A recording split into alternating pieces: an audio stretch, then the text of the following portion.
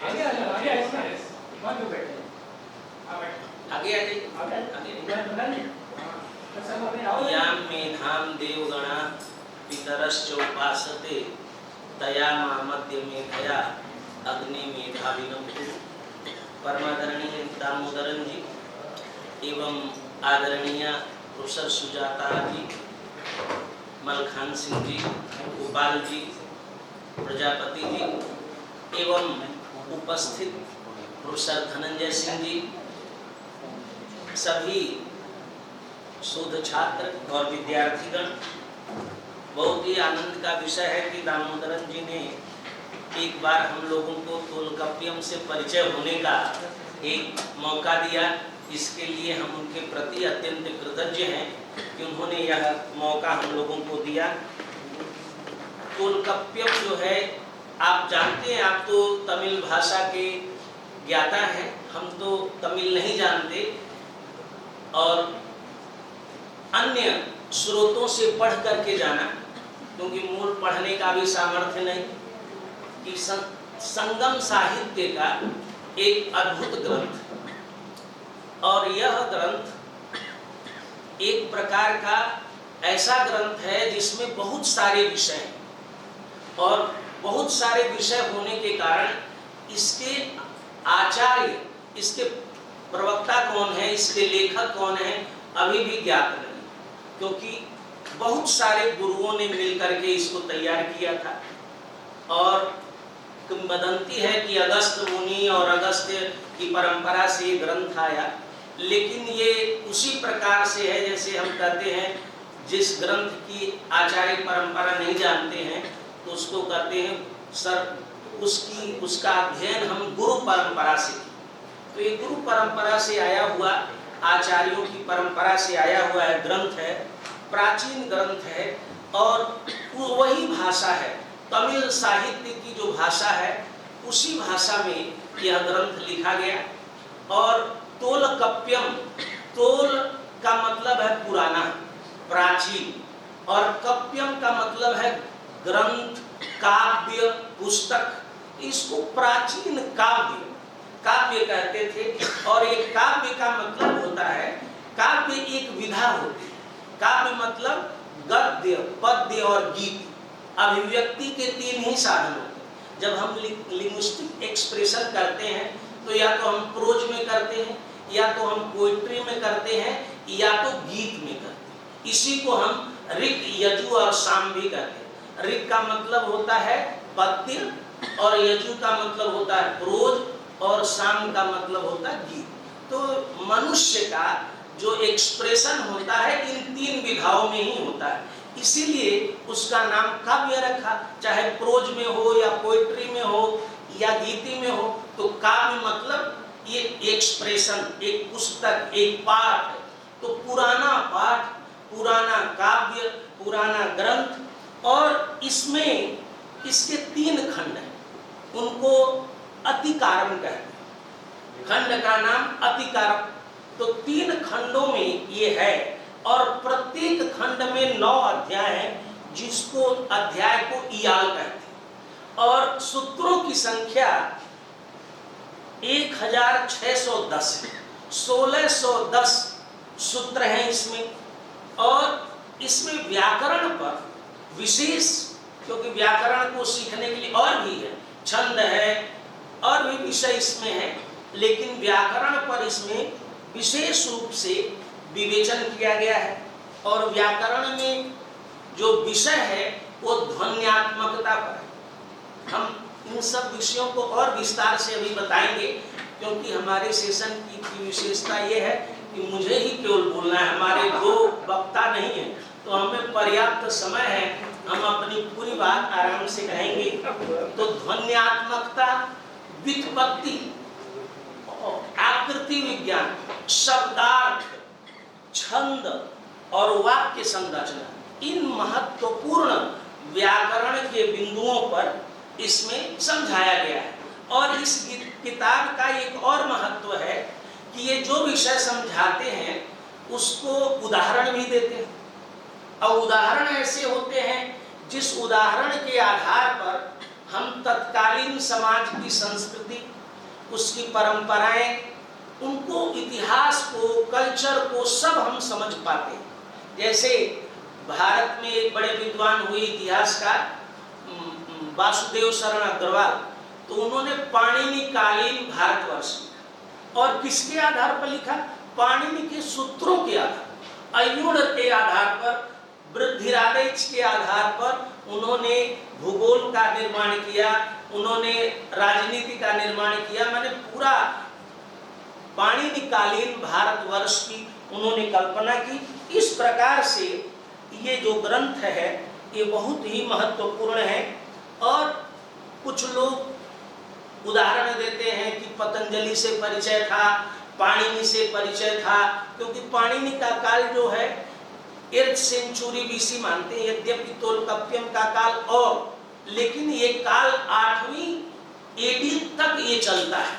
8वीं दामोदरन जी विशेष जानते होंगे, लेकिन ईसा पूर्व 2600 से लेकर के 8वीं शताब्दी तक के पीरियड में ये पूरा तोलकाप्पियम साहित्य को रखते हैं और उसकी चर्चा होती है। क्योंकि मैं सेकेंडरी सोर्स से पढ़ के बोल रहा हूँ, अपना मूल अध्ययन तो है नहीं, तो गलतियां भी हो सकती हैं, आप उसमें सुधार कर सकते हैं। तो इस प्रकार से इनको पाणिनि से भी परिचय, पतंजलि से परिचय, ऐसा लोग बताते हैं। हमें जो यहाँ पर विषय दिया गया वह विषय था प्रत्यय के बारे में। प्रत्यय का जो प्रकरण है, जिसमें व्याकरण से संबंधित विषय आते हैं, उसको चुल्लतिकारम कहते हैं। चुल्लातिकारम, उस प्रकरण जो व्याकरण से संबंध प्रकरण है, उसको चुल्लातिकारम कहते हैं। चुल्ल का मतलब होता है शब्द, और चुल्लातिकारम माने शब्द से संबंधित प्रकरण, शब्द से संबंधित जो चिंतन है उस प्रकरण को चुल्लातिकारम कहते हैं। और इस चुल्लातिकारम में हम 9 लक्षण उसके बताए गए, जिसमें उनके माध्यम से हम शब्द के स्वरूप पर और विशेष रूप से अर्थ के लिए उस पर विचार करते हैं। तिर्णई, पात, पाल, बक्कु, बनुमई, ताके, इटम, कालम, इटन। अब मैं उच्चारण में दोष हो सकता है। इन 8 लक्षणों के माध्यम से हम शब्द का विवेचन करते हैं और इन 8 तत्वों के माध्यम से हम अर्थ का निरूपण करते हैं, अर्थ समझते हैं। और इसमें 9 प्रकरण है। चुल्लातिकारम में 9 प्रकरण है, जिस पर यह गोष्ठी प्रायः व्याकरण से संबंधित हम लोग जो कर रहे थे। किल्ल व्याकम, ये शब्द निर्माण पर अभी चर्चा हुई। बेनुमई इयल, विभक्ति प्रकरण पर। बेनुमई मयंकियत, विभक्त्याभास, विभक्ति, क्योंकि इसका हिंदी अनुवाद हुआ होगा तो विभक्त्याभास विभक्ति नहीं है, लेकिन विभक्त्याभास, जैसे हम लोग कहते हैं संस्कृत का इंटरव्यू लेते हैं तो तर्क संग्रह का एक पद्य है, निधाय हृदय विश्वेशम विधाय गुरुवंदनम बालानाम सुखबोधाय क्रियते तर्क संग्रह। तो निधाय रूप लगता है चतुर्थी विभक्ति का। तो विद्यार्थी से पूछते हैं कि बताओ ये कैसे बना, तो कम जानने वाला विद्यार्थी कह देता है चतुर्थी विभक्ति, और उसमें चतुर्थी विभक्ति नहीं है, उसमें लगी ही नहीं है। तो ऐसे शब्द होंगे जो विभक्त्याभास के प्रकरण में उन्होंने विचार किया होगा। उसके बाद आता है बिल्लू मरुक संबोधन, जिसकी इन्होंने अभी चर्चा की। पेरियल संज्ञा प्रकरण, और लिनई जिसको क्रिया प्रकरण कहते हैं, और इटई रयल जो हमारा प्रत्यय प्रकरण है, और डरी इयम विशेषण प्रकरण, और इच इयल अवशिष्ट प्रकरण जो व्याकरण से संबंधित और विषय हैं उनको लिया गया। अब मैं संस्कृत में आऊंगा, इसी से संबंधित संस्कृत में हम कैसे समझते हैं। तो प्रत्यय किसे कहते हैं? तो इन्होंने कहा सिंपल परिभाषा यहाँ की हुई है कि प्रत्यय किसे कहते हैं? तो कहा प्रत्यय शब्द के पहले लगते हैं या बाद में जुड़ते हैं, लेकिन बहुधा मध्य में आकर लगते हैं। इसी के कारण इसका नाम इट्टैर चोल कहते हैं। इट्टैर चोल, इट्टैर का मतलब मध्य और चोल माने शब्द जो मध्य में आके लगे, इसीलिए इट्टैर चोल कहते। तो इनके प्रत्यय या तो पूर्व में लगते हैं या तो अंत में लगते हैं और अधिकतया ये मध्य में लगते हैं। इनको इट्टैर चोल कहते हैं। इनके 7 कार्य हैं। प्रत्यय लगने से भाषा में 7 चीजें बदलती हैं। पहला, प्रत्यय के लगने से अर्थ निष्पादन में सहायता मिलती है, अर्थ बदल जाते हैं, अर्थ ग्रहण करने में। फिर क्रियाओं के काल, वचन, लिंग और पुरुष की सूचना मिलती है। क्रिया के काल, वचन, लिंग और पुरुष ऐसा प्रत्यय लगा देते हैं जिससे क्रिया का स्वरूप हमें पता चल जाता है कि किस काल में, किस वचन में है। और संज्ञाओं के साथ जब लगते हैं तो विभक्ति प्रत्यय के रूप में जुड़ते हैं। वो प्रत्यय विभक्ति के रूप में जुड़ते हैं। जैसे हम हिंदी में कहते हैं राम, अब लगा हुआ है तो राम के साथ लगा दिया के लिए, तो ये चतुर्थी विभक्ति हो गया। राम का लगा दिए तो षष्ठी हो गया। राम में लगा दिए तो सप्तमी हो गया। अब ये में शब्द जो हिंदी में है, क्योंकि भारतीय भाषाओं में और संस्कृत में कैसे अंतर होता है ये विषय मैं अभी आगे बताऊंगा।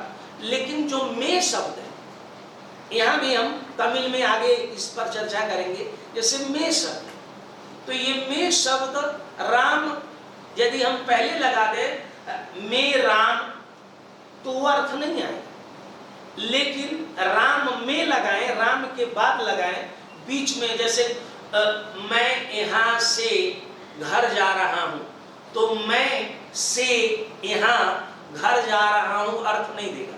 लेकिन उसके बाद लगा दें तो वो एक अर्थ देगा। तो ये कह रहे हैं ऐसे जो प्रत्यय है जिनको लगाने से विभक्ति का अर्थ आ जाता है। इसी प्रकार से शब्द के निर्माण में अनुपूरक काम करते हैं। शब्द निर्माण करते हैं, एक शब्द से दूसरा शब्द बनाते हैं, शब्द से ही शब्द बनाते हैं। और शब्द निर्माण में श्रुति मधुरता प्रदान करते हैं। शब्द बनाते हैं, अच्छा शब्द ऐसा कुछ लगा दे तो अच्छा शब्द बन जाता है। जैसे अब क्योंकि मुझे तमिल नहीं आती, संस्कृत के उदाहरण से मैं समझ सकता हूँ। जैसे कोई बाण भट्ट की हम कहानी सुनते हैं कि बाण भट्ट ने अपनी कादम्बरी पूरी करनी थी तो उनके बेटे से बुलाया, 2 बच्चे थे कि भाई मैं तो अब वृद्ध हो गया, कादम्बरी पूरी नहीं कर सकता, तो कौन पूरा करेगा? तो दोनों से कहा हम आप आज्ञा दीजिए, हम लोग पूरा कर देंगे। दोनों विद्वान थे पुत्र। तो उनसे कहा कि अच्छा एक शब्द है उसको ट्रांसलेट करो। सूखा पेड़ आगे खड़ा है। तो एक ने अनुवाद किया शुष्कः वृक्षः तिष्ठत्यग्रे, और एक ने अनुवाद किया नीरस तरुरिह विलसति पुरतः। तो श्रुति मधुर हो गया। तो विभक्तियों के लगाने से, यहाँ विभक्ति माने प्रत्यय, यहाँ प्रत्यय ऐसे शब्दों के लगाने से श्रुति माधुर्य होता है। ये भी इसका एक पर्पज है। छठा पर्पज है कि ये प्रत्यय इनके लगने से ध्वनि, गुण, संकेत आदि शब्द बनकर आते हैं। ये प्रत्यय जो हैं, इस जो प्रत्यय माने शब्द जो हैं, इनके लगने से, होने से ध्वनि का, गुण का, संकेत का भी बोध होता है। ये तुलनात्मक चिन्ह के रूप में कार्य करते हैं। ये 7 प्रयोजन प्रत्ययों का इन्होंने बताया। और जिसके साथ प्रत्यय जिन शब्दों के साथ लगते हैं उनके अर्थ को प्रकाशित करते हैं। प्रत्यय अपने और अप्रत्यय का, प्रत्यय माने यहाँ शब्द, प्रत्यय का अपना कोई अर्थ नहीं होता, जिसके साथ लगते हैं उनके अर्थ को ही बताते हैं। अपना अर्थ उसका कुछ नहीं होता है।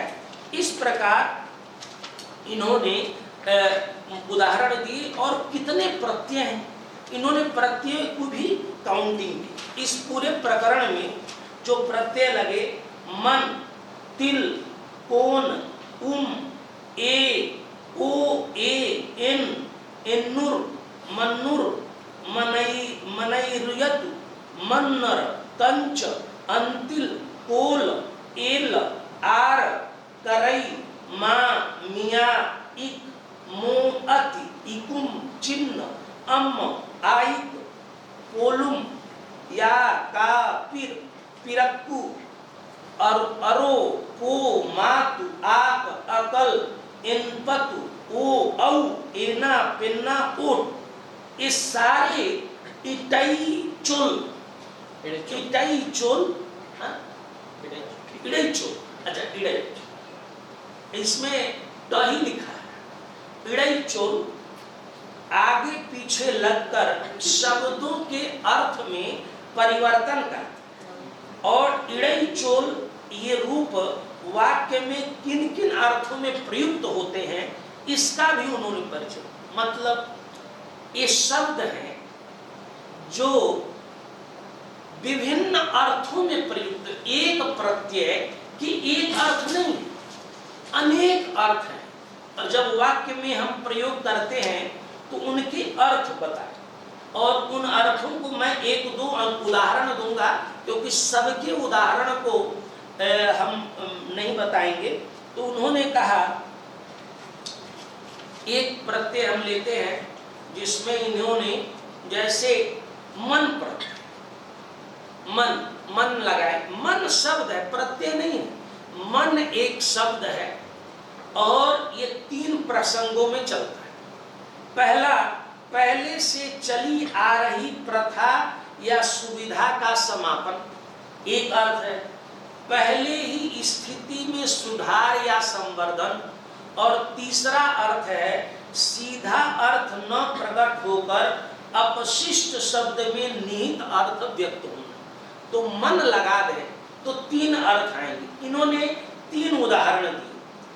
चिड़िय कट्ट पेरिनई एम पियू मन्नु, इसका अर्थ हिंदी में भी लिखा कि मुझे पहले जो भी मिलता था अब वो समाप्त हो गया। अब यहाँ क्या है, अंत में लगा है मन्ने, डबल न लगा है, मन है और मन्ने में बदल गया। ये है कि जो पहले था वो समाप्त हो गया, इस अर्थ में मन्ने प्रत्यय लगा, मन्ने शब्द आए। दूसरा अर्थ है पट्टू काडुमन इन्निकयल पिरुल बयना इन्नुर, इसका अर्थ है, इसमें ये दूसरे अर्थ में आया कि पहली स्थिति में सुधार या संवर्धन, इसमें मन प्रत्यय लगा है। पहले जंगल जैसा था, वह स्थान आज मछलियों के उछलने वाले खेत के रूप में बदल गया। यहाँ पर भी लास्ट में प्रत्यय काडुमन में लगा है कि बलया इन्नुर में लगा है, काडुमन में लगा है। तो काडुमन में, काडू शब्द के काडू माने जंगल, काडू में मन प्रत्यय लगा। अब ये अर्थ, ये मन प्रत्यय लगने से दूसरा अर्थ है। अब तीसरा जगह मन लगा, केदु योदोर वालमन, केदुयोदोर वालमन, ये अर्थ है तेज धार वाला खड्ग आज कुंद हो गया। इसका अर्थ है सीधा अर्थ न प्रकट होकर अपशिष्ट शब्द में निहित अर्थ कुंद हो गया। यहाँ पर भी बालमन, ये मन प्रत्यय एक शब्द है, मन शब्द। अब इसको पढ़ने के बाद, क्योंकि हम सबके उदाहरण हमने मार्क किए, सबको हम बता सकते, लेकिन ये है क्या? अब इसका नाम अब प्रत्यय क्यों रखा गया? क्योंकि ये प्रत्यय जैसे नहीं है। अब मान लीजिए हम संस्कृत में देखें तो हम संस्कृत की संरचना में, क्योंकि तोलकप्पे में ऐसी संरचना की दी गई, संस्कृत में प्रत्यय किसे कहते हैं? प्रकृति और प्रत्यय। कुछ भी शब्द बना है उसमें 3 तरह 4-5 तरह के शब्द मानते हैं। 5 तरह के शब्द होते हैं। पहला शब्द होता है रूढ़ शब्द। रूढ़ शब्द उसे कहते हैं जिसका प्रकृति प्रत्यय का बोध न हो। ऐसे शब्द, उसको हम जैसे अग्नि है, निरुक्त में ऐसे शब्दों को लिया गया जिनके प्रकृति प्रत्यय का ज्ञान हो। अग्नि शब्द का प्रकृति प्रत्यय नहीं पता कि किस धातु से बना है, तो निरुक्तकार ने कहा अग्रणी भवति अग्नि, अपनोपनो भवति इति अग्नि इत्यादि। ये निरुवचन दिया, धातु का ज्ञान नहीं, तो ऐसे शब्दों को रूढ़ कहते, रूढ़ शब्द। दूसरा शब्द होता है यौगिक शब्द, जिसका प्रकृति प्रत्यय ज्ञात हो, उसको हम रूढ़ शब्द कहते हैं। तीसरा शब्द होता है लाक्षणिक शब्द, जो कहते कुछ हैं अर्थ कुछ होता है, उसको हम लाक्षणिक कहते हैं। चौथा होता है योग रूढ़। यौगिक होता है लेकिन रूढ़ किसी और अन्य अर्थ में होता है, जैसे पंकज। पंकज का यौगिक अर्थ है पंकात जायते, जो कीचड़ से उत्पन्न होता है। लेकिन कीचड़ से उत्पन्न बहुत चीजें उत्पन्न होती हैं, सिंघाड़ा भी उत्पन्न होता है, लेकिन वो कमल के फूल के अर्थ में रूढ़ है। कीचड़ से बहुत चीजें उत्पन्न, लेकिन एक अर्थ में रूढ़ है, उसको कहते हैं योग रूढ़। और एक होता है पांचवा रूढ़ यौगिक। रूढ़ है जैसे मंडप शब्द है, मंडप जिसमें विवाह मंडपम, तो मंडप कहते हैं ये रूढ़ है मंडप में।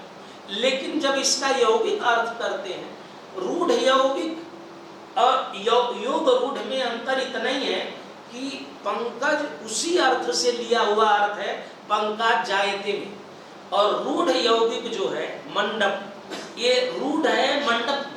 और जब इसका यौगिक अर्थ करते हैं तो मंडप से भिन्न अर्थ में आता है, जैसे मंडम पिबत इति मंडपः। मंड माने चावल के पानी को जो पीता है, गर्म पानी, चावल जब बनाते हैं उससे पानी निकाल लेते हैं, गर्म पानी, जिसको आजकल सूप कहते हैं, तो वो राइस सूप बनाते हैं, उसको हम पीते हैं, तो उसका नाम होता है मंडपः, मंडपम। तो लेकिन अर्थ बदल। ये 5 तरह के शब्द। व्याकरण काम करता है यौगिक शब्दों।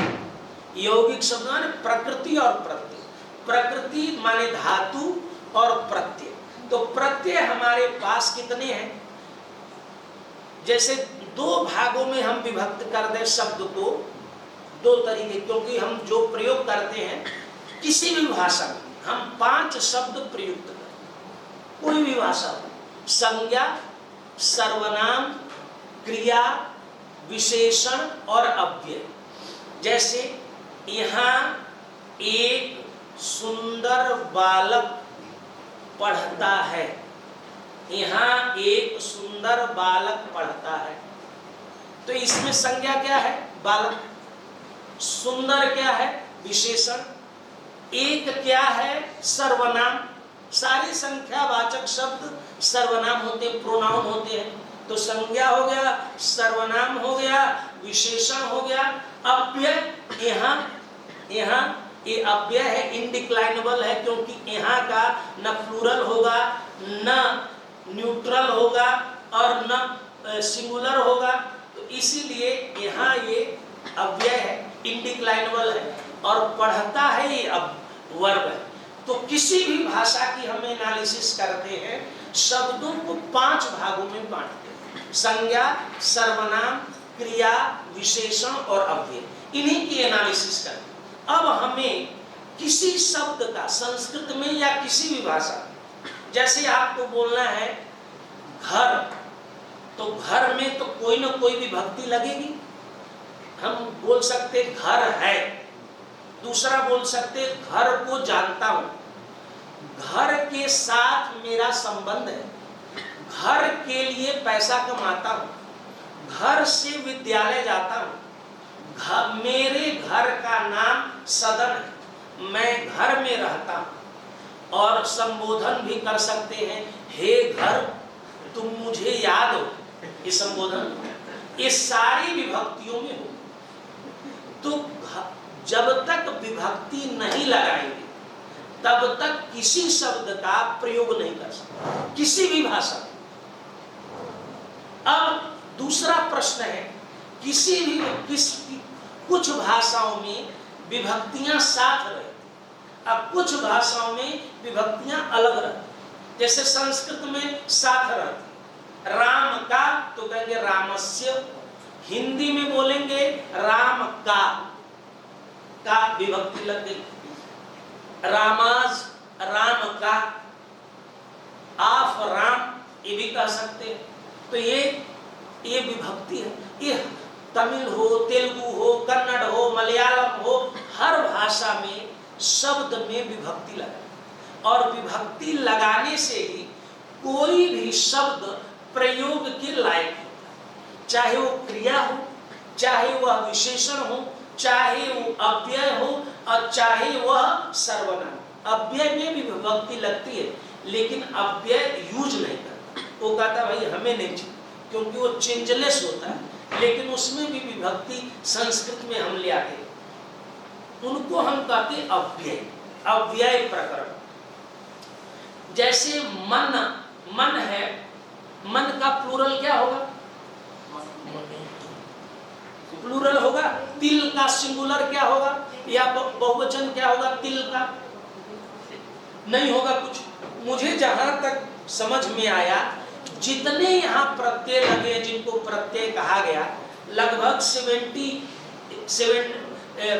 के आसपास प्रत्यय